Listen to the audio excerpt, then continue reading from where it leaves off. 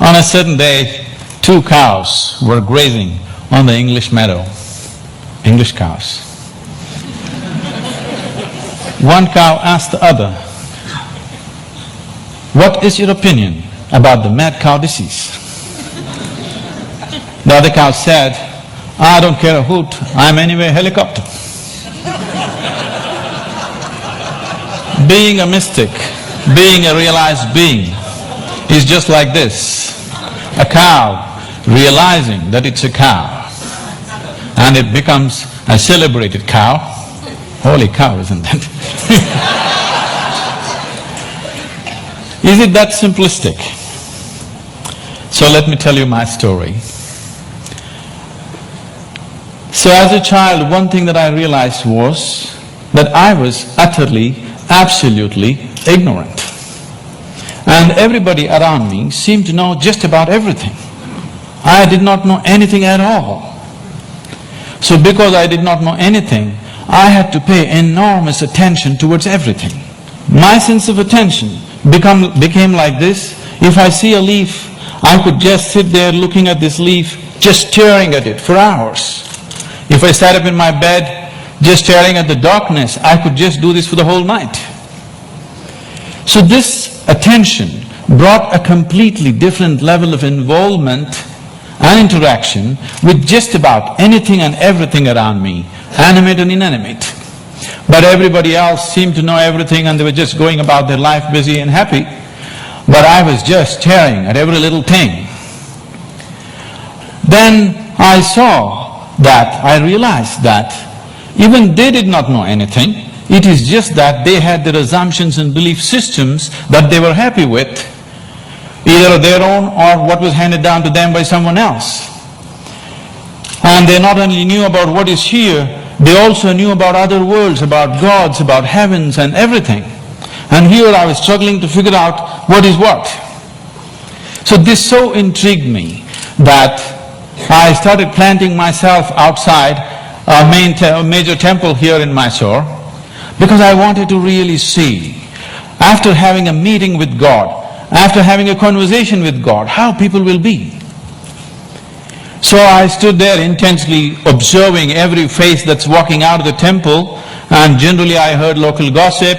Sometimes in Indian temples your footwear walks away with someone else, and then I hear people cursing the creation and the creator. I always found people walking out of restaurants always had more joyful faces than people walking out of temples. Divine versus dosa. Dosa seems to win. I could not come to terms with this, and so I slowly became more and more and more skeptical about everybody and everything around me. Skeptical about social structures, political systems, religious beliefs, even scientific theories, because none of them match with my experience of life. On a certain day, I started moving towards Chamandi Hill. You must see this place. And there is a tradition in Mysore. If you have something to do, you go to Chamandi Hill. If you have nothing to do, you go to Chamandi Hill. If you fall in love, you go to Chamandi Hill. If you fall out, you go to Chamandi Hill. I had just fallen out and I had nothing to do, so I started moving towards Chamandi Hill. And I went up and sat on a rock there. Till that moment in my life, I always thought, this is me, and that's somebody else and something else. But for the first time, I did not know which is me and which is not me. Suddenly, what was me was just all over the place. The very rock on which I was sitting, the air that I breathed, the very atmosphere around me, I had just exploded into everything. That sounds like utter insanity. This, I thought, lasted for 10 to 15 minutes. But when I came back to my normal consciousness, I was about 4.5 hours. I was sitting there, fully conscious, eyes open, but time had just flipped in my experience. For the first time in my adult life, tears were flowing down, And I've always been peaceful and happy, that was not an issue, but here I was drenched in a completely different kind of blissfulness, every cell in my body bursting with ecstasy. When I shook my head and trying to get some logical explanation for what's happening to me, the only thing that my very smart mind could say was, maybe I'm just going off my rocker. This experience, as it deepened and it started repeating itself, if I just sit here, what is moments for me seem to be hours for others. I think it's a minute, hours are gone. On a certain day, I happened to be sitting in a certain place. I actually thought it's about 25–30 minutes, but when I came to my normal senses, 13 days had gone by. I was sitting right there. India being what it is, a whole crowd had gathered, garlands around my neck, people touching my feet, somebody wants to know what will happen to his business, somebody wants to know when his daughter will get married. All the things that I hated were just happening around me. And I had to move away from this place just to avoid this crowd around me. And as this experience deepened into me, one thing that happened to me was everything that I believed was me suddenly was not me. This was always me. And suddenly I found this is just an accumulation of food that I've eaten. What I accumulate can be mine but can never be me. This was just a huge heap of impressions in my mind. And this body and mind not being me but just being mine, a distance arose between me and my body, between me and my mind. This also facilitated a certain experience within me, that suddenly the equation of time and space was suddenly not applicable for me. I was seeing that what is here is there, what is there is here, past, present and future got mixed up. It was one majestic chaos, but utterly beautiful.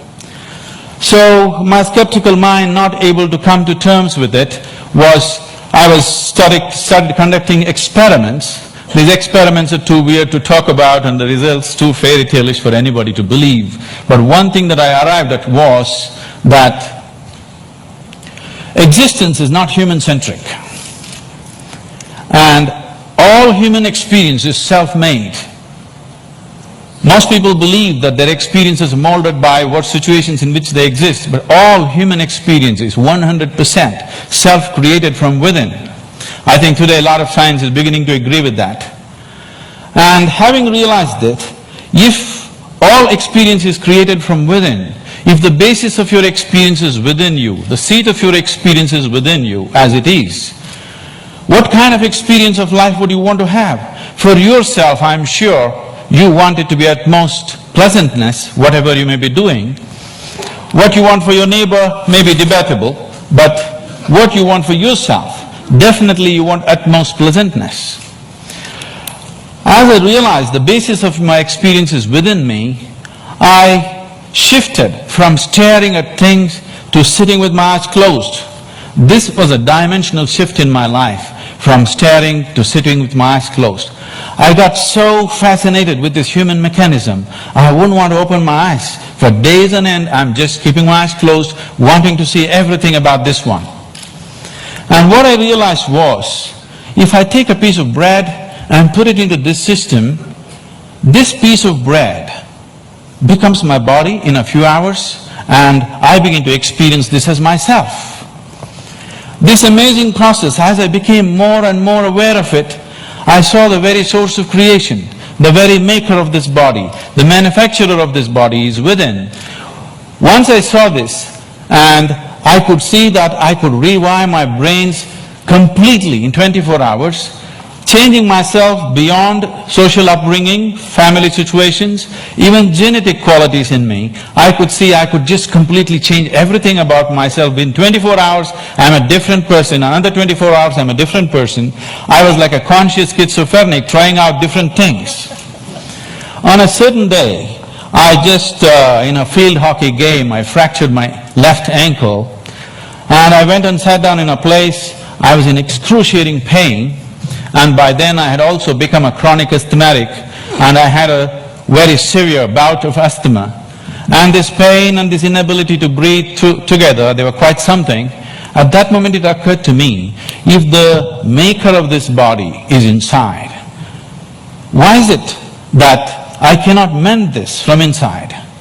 I sat down with a certain resolve. If this is true, I must be able to allow it to mend itself, otherwise I must be completely on a wrong track.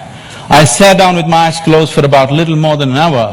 When I came out, my asthma left me, never to come back again.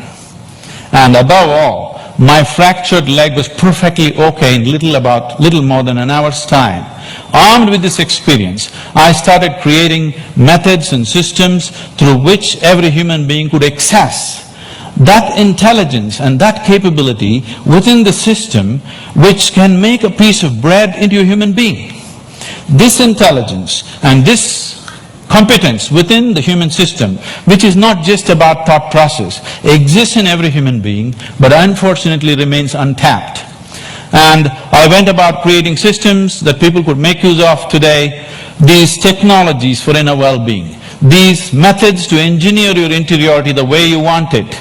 Millions of people are making use of it, enjoying the benefits of that, but the essential part of this is that there is such a high level of intelligence and competence on every millimeter of the body, every point of the body, not just in the thought process. This is completely untapped by human societies. There are ways to do this, and as I went into this process, what I saw was, what is it that determines what is me and what is not me? I am capable of taking a piece of bread and making it into myself. If I look at this body, it is just a piece of this planet that I have borrowed, but why is this separate and this is separate? Then I found that it is just the boundaries of sensation which determines what is me and what is not me. Here there is sensation, so this is me. There seems I don't feel the sensation, so that's not me. As I looked at these boundaries of sensation very, very closely from within myself, this was a space of my life where most of the time I remained with my eyes closed. I realized that the boundaries of sensation can either be stretched, expanded, or even made smaller than what it is right now. You can sit here and not feel anything that's happening here right now. This happens in sleep to some extent. Or you can sit here and extend your boundaries of your sensation for this whole hall. And anything that is within the boundaries of your sensation, you will always experience as myself. There is a glass of water here, and this is not me, that's very clear. But if you drink it, you just included it into the boundaries of your sensation, and that becomes you.